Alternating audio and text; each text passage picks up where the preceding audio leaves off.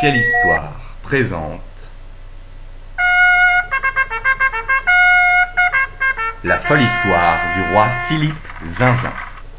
Il y a bien longtemps, vivait en France un roi que l'on surnommait Philippe Zinzin. Il faut dire qu'il était complètement fou. Il portait une botte verte à un pied, une botte rouge à l'autre pied, un drôle de short à rayures, une couverture à pois bleu en guise de cape royale, et il avait remplacé sa couronne par une cocotte en papier. Contrairement aux autres rois qui partaient à la chasse, la passion de Philippe Zinzin était de se prendre pour une chauve-souris, et il se balançait pendant des heures au lustre du château. Tout comme lui, les gens de son royaume étaient fous. Quand ils se saluaient, ils disaient « Bonjour casserole, comment allez-vous, vache ?» Le boulanger du château, lui, mettait tout et n'importe quoi dans son pain. Des spaghettis à la bolognaise, des radis, et même, une fois, une grenouille. Le cuisinier cuisinait n'importe comment. Voici un exemple de menu qu'il préparait. Entrée, tartine de chocolat à la moutarde. Plat, steak haché et purée de noyaux de cerise.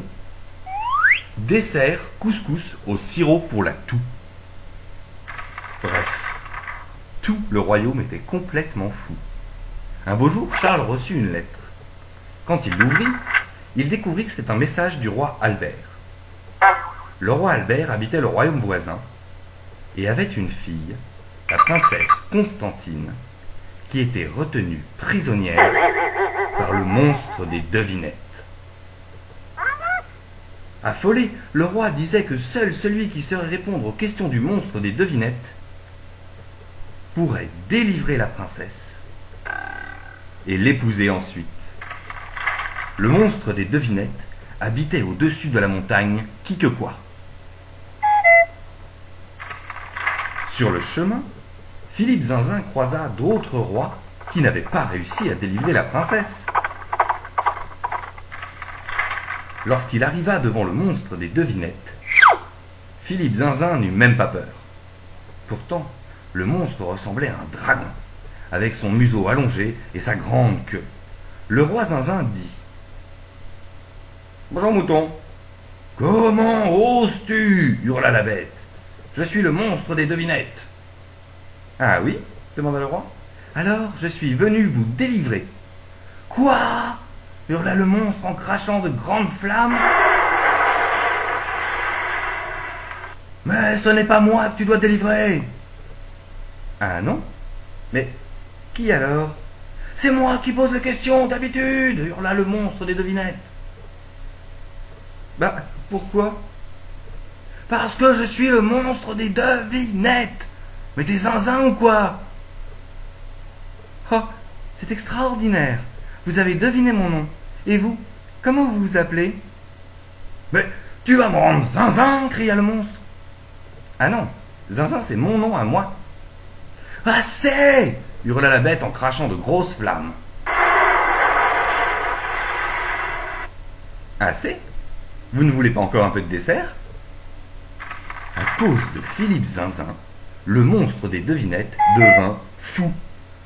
Il s'envola et laissa Philippe Zinzin tout seul. Soudain, une petite voix se fit entendre. « Au secours, venez me délivrer !» C'était la pauvre princesse Constantine qui était toujours prisonnière. Aussitôt, Philippe Zinzin escalada comme un singe sur le haut de la cage, et sais-tu ce qu'il fit ? Il sauta dessus encore et encore. La cage finit par tomber, et la princesse fut délivrée. Il était temps de partir à présent. Sur le chemin du retour, Constantine observait Philippe Zinzin et lui demanda « Êtes-vous vraiment fou, roi Philippe ?»« Dites-vous cela parce que j'aime le thé à la sucette ?» Constantine éclata de rire. Lorsqu'ils arrivèrent au château, on sonna les cloches. Et le lendemain, Philippe Zinzin épousa la princesse Constantine. Ils s'habillèrent en blanc Et le roi changea même sa cocotte en papier pour une couronne, comme la princesse. Ce fut un mariage presque normal, sauf que la pièce montée était en fromage râpé.